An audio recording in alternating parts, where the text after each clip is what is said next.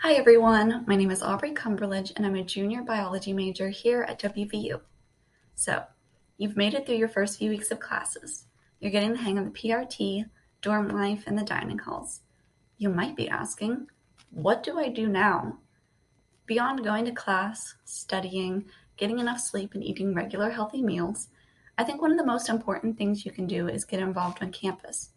And I'm sure you've heard that dozens of times already from advisors and RAs and folks at Welcome Week. But what does that actually mean?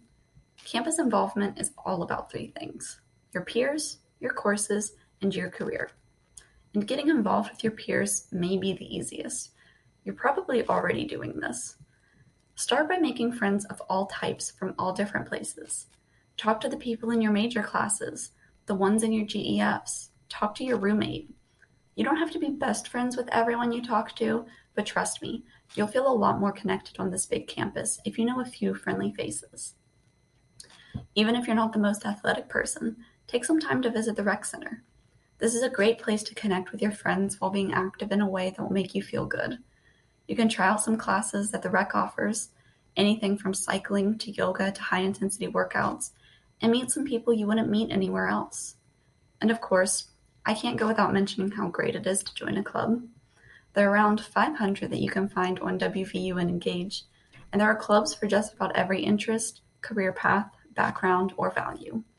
You can join Greek Life, do service with groups that help shelter animals or hospitalized children, play video games, get resources from career-focused clubs, practice your faith, do something artistic like photography or creative writing, or join an intramural sport.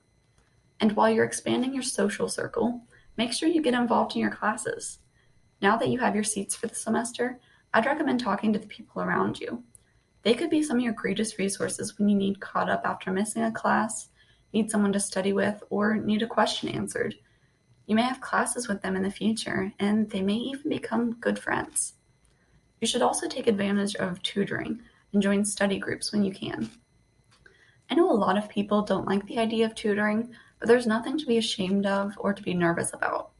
At some point, you're going to run into something that doesn't make sense to you. So going to tutoring or joining a study group with your peers can make all the difference. And of course, ask questions. If you're confused about material or want to learn more than what you're covering, see your professor after class or during office hours.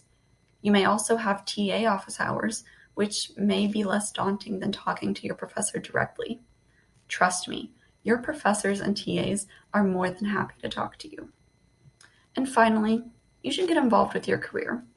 You might want to try out research, no matter your career path.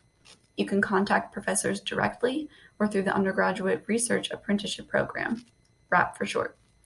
Getting started with RAP is as easy as sending an email, and it also gives you the ability to gain course credit or get paid through federal work study.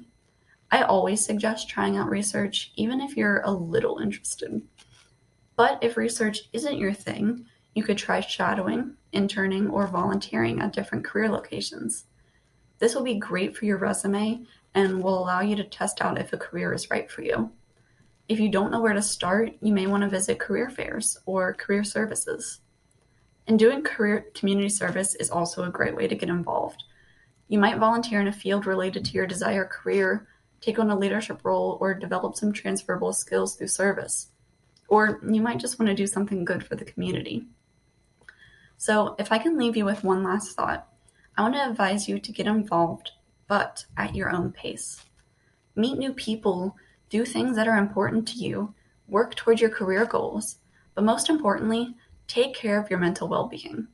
It may feel like the advice to get involved means you need to fill all your time with clubs, research, courses, and work, but you should always take the time to ask what you need as an individual.